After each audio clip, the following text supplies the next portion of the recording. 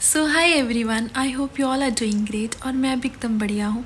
और आज मैं आ गई हूँ एक और नई हेल्पफुल वीडियो के साथ। जो बच्चे एसएससी की तैयारी करते हैं उनको ये पता ही है कि मैं अपने एक्सपीरियंसेस के साथ जो भी मुझे चीज़ें लगती हैं कि हाँ ये स्टूडेंट्स के डाउट हो सकते हैं, मैं उनके ऊपर ही वीडियो बनाती हूँ और जो उनके लिए काफ़ी ज़्यादा हेल्पफुल हो सकती है।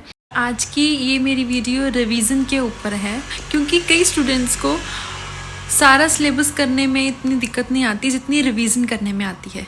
जैसे कोई सिलेबस है, मान लो जीके का सिलेबस है, आपने सारा कुछ कंप्लीट कर लिया उसका, मतलब कि आप पॉलिटी पढ़ चुके हो, आपने करंट अफेयर्स कर लिए, आपने स्टैटिक जीके पूरा कंप्लीट कर लिया, आपने इकोनॉमी ज्योग्राफी सारा कंप्लीट कर लिया, लेकिन अब रिवाइज़ कैसे करें? क्योंकि जब भी आपका सिलेबस कंप्लीट हो जाता है उसके बाद बारी आती है रिवीजन की। देखिए, इस दुनिया में रिवाइज करने के कई तरीके हैं, लेकिन जो तरीके मैं आपको बताऊंगी वही तरीके मैं अपनी स्टडी में भी फॉलो करती हूँ, जिससे मुझे काफ़ी ज़्यादा फ्रूटफुल रिजल्ट्स भी मिलते हैं। पहला सबसे आसान तरीका ये है कि अगर आपको रिवाइज करने में बहुत दिक्कत आती है तो आप डेली रिवाइज करिए। डेली रिवाइज क्यों करना है? क्योंकि अगर आपने पॉलिटी पढ़ ली है, आपने एक बार पॉलिटी पढ़ी, आपने 2 बार पॉलिटी पढ़ी, लेकिन आपको एग्ज़ाम में 1-2 बार पढ़ के काम आपका नहीं हो सकता है। ठीक है, आपको जब 10 से 12 बार चीज़ें पढ़ते हो तब भी आपको चीज़ें रिवाइज होती है, उसके बाद ही आपको लगता है कि हाँ हमने कुछ पढ़ा हुआ है। ठीक है, तो क्योंकि सिलेबस अपने आप में काफ़ी ज़्यादा होता है तो रिवाइज तो करना ही पड़ता है। तो ये तरीका ये आसान है कि आप डेली रिवाइज़ करो। आप रिवीजन को एक पर्टिकुलर स्लॉट के साथ एक टाइम दो कि हाँ मैंने 2 घंटे आज पॉलिटी रिवाइज़ करनी ही करनी है। मैंने या तो फिर ऐसे कि डेली 1 घंटा पॉलिटी रिवाइज़, 1 घंटा इकोनॉमी रिवाइज़, नहीं तो करंट अफेयर रिवाइज़। मतलब कि जो आपका रिवीजन टाइम है 2 घंटे दिन का, उसमें आपको कोई भी सब्जेक्ट उठाना है जो आपका कंप्लीट हो चुका है, उसको उसमें रिवाइज़ करना है। ठीक है, मान लो आपने करंट अफेयर्स के 1000 पेजेस थे वो आपने पढ़ लिए हैं, 1000 के 1000 ही। अब बारी है रिवीजन की, तो 2 घंटे जो आपने अलग से रिवीजन के लिए निकाले हैं उसमें 2 घंटे, मतलब 2 घंटे में जितने भी पेज आपसे रिवाइज हो रहे हैं उस 1000 पेज में से आपने वो रिवाइज करना है। वो आपके ऊपर डिपेंड है कि 2 घंटे में आप कितनी बार उसकी रिवीजन कर लेते हैं। मान लीजिए फॉर एग्जांपल कि आपको ये आपका टारगेट ये है कि आपने 200 पेज आज 2 घंटे में रिवाइज करने ही करने हैं, तो वो 200 पेज आप आधे घंटे में भी कर सकते हैं, आप 1 घंटे में भी कर सकते हैं।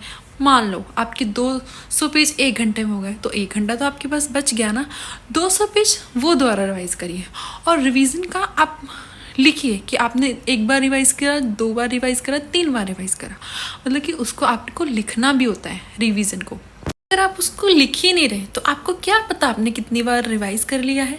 अब जैसे मैं बोल रही हूँ 10-12 बार रिवाइज, तो 10-12 बार आपको होना भी तो चाहिए ना कि आपने रिवाइज करा था कि नहीं करा था। ठीक है, तो आपको उसको टिक करना है कि हाँ मैंने 5 बार रिवाइज पॉलिटी को कर लिया है, मैंने 3 बार करंट अफेयर्स देख लिए हैं, मैंने पढ़ लिया है। वो आपको अंदर से पता चलने लग जाता है कि हाँ मुझे ये चीज़ इतनी आती है, इतनी नहीं आती, इसकी रिवीजन की इतनी ज़रूरत है, इतनी नहीं ज़रूरत। और जो चीज़ें आपको अच्छे से पता है, आपने 10th क्लास 12th ग्रेजुएशन में पढ़ रखी है, ठीक है, तो आप उसको कम रिवाइज़ कर सकते हैं। जैसे आप उसको 5 से 6 बार रिवाइज़ कर सकते हैं। अगर आपका उसका बेस अच्छे से बना हुआ है तो आप उसको स्किप भी कर सकते हैं। ठीक है, और दूसरे सब्जेक्ट्स की तरफ ज़्यादा ध्यान दे सकते हैं। कई स्टूडेंट्स का क्या होता है कि वो मेडिकल बैकग्राउंड से हैं, कई स्टूडेंट कॉमर्स बैकग्राउंड से होते हैं, उनका इकोनॉमी अच्छा होता है। ठीक है, मेडिकल वालों की बायोलॉजी अच्छी होती है और जो नॉन मेडिकल से होते हैं उनका मैथ्स इंग्लिश अच्छा होता है। लेकिन जो बच्चे आर्ट्स से होते हैं उनकी जीके काफ़ी स्ट्रॉन्ग होती है, उनकी इंग्लिश भी स्ट्रॉन्ग होती है। तो ठीक है, वो आपके ऊपर डिपेंड करता है। और कई बच्चे हिंदी मीडियम वाले होते हैं, ठीक है, उनको इंग्लिश में दिक्कत आती है, तो उनको ज़्यादा जो टाइम है वो इंग्लिश को देना है।